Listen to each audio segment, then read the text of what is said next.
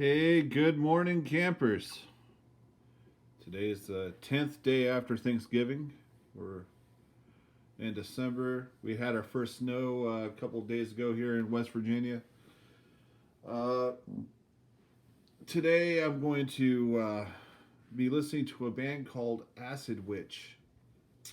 And the name of this song is called If Hell Exists. I believe that's what it is, yes. And I'm going to back it up to the beginning here so we can listen to it together. Hope you guys are all doing good.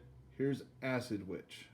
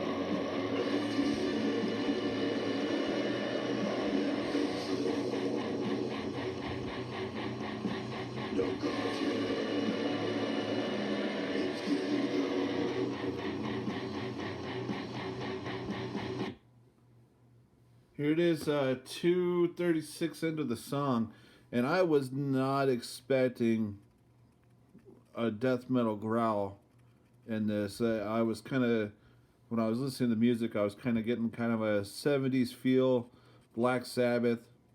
You know, your kind of stereotypical stoner rock. But I was not expecting the death metal growl with this. I mean, don't get me wrong; he's doing a good job of it. He seems pretty clear. Some voices that people do that, it's you can't understand what he's saying. But this guy here, he's got a little bit more clear voice. I'm gonna go ahead and start it back and see where the song goes.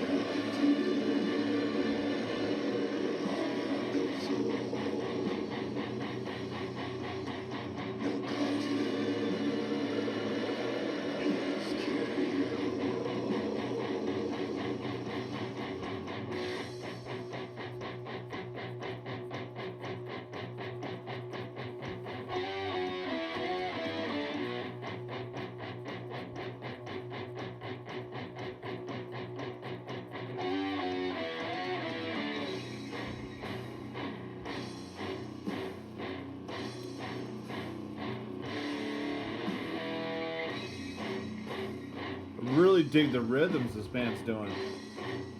I'm kind of glad it's not all vocals.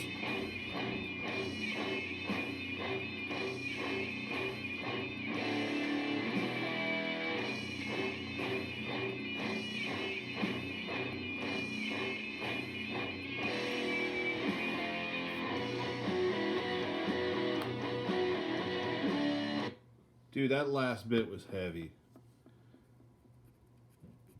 You want to call that a breakdown or whatever, and the kind of the guitar solos type noise underneath it sounded pretty epic. I can see why a lot of people are supporting this band. I'm seeing more and more patches on jackets of this band. I haven't seen too many t-shirts, but I can see why they are collecting a fan. They are definitely original. So far, I'm digging them. I would enjoy to see them live, just to see them how they pull off some of the noises that they were doing in the background there, and that is now we're at 4:17 of the song. The song's only 5 minutes and 19 minutes long. Well, it's 5 minutes and 19 seconds. I mean, let's see where we are.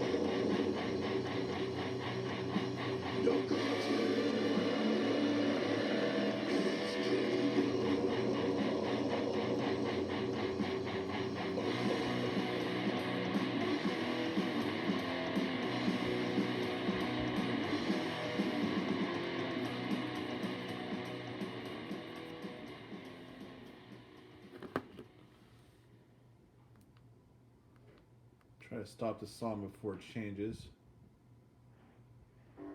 I hope the edge of your seat is comfortable because you're about to spend. I had to say that song was pretty original. I kind of think it's ironic they kind of had like kind of a punk beat fade out outro, but it's telling me that they'll go that way for songs. I could see a faster song of theirs going like that more. I don't expect to hear like something like grinding from this band. Your typical slower stoner rock. Definitely psychedelic. I don't know where they are from. If you got some information about them, I would like to know more about them. I will research them.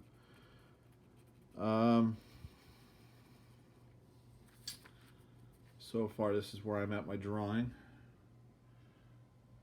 This is just a person off of Instagram that did some nice videos, and I figured it'd be nice to draw them. So I'd been working on them now for the last 10 days, doing 15-minute videos of drawing them. And I'm going to continue doing this for a while, so see where it goes. I mean, it's not the most exciting thing in the world to watch a guy do dots and listen to random music from anything from hip-hop to heavy metal to punk rock.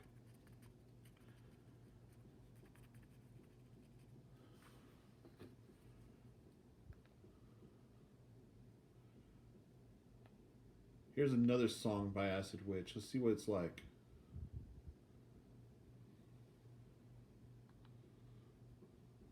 This one's called October 31st.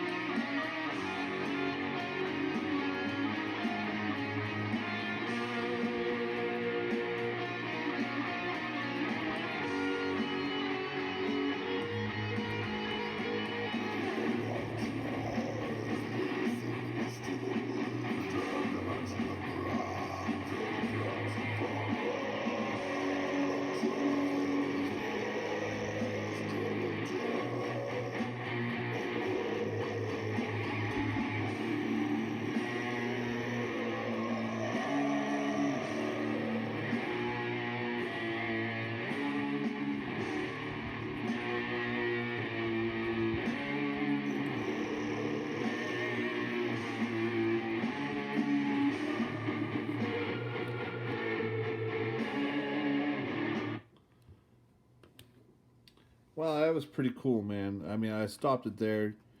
I I gotta stop the songs every so often. I think for some stupid copyright thing or whatever. I'm probably violating it as it is. I don't have the correct knowledge of it, but as it is, I really dig this band so far. Uh, I can picture the fan base of this band being like kind of like a biker crowd, probably like super overweight, I guess, with the beer bellies hanging out of denim vests that they can't button up, and probably like the hands the size of Budweiser cans, and probably as I can envision them like real grimy and greasy, like they've been hugging an engine all night. You know, they just got finished working on their muscle car, got on their bike, and went to the show. And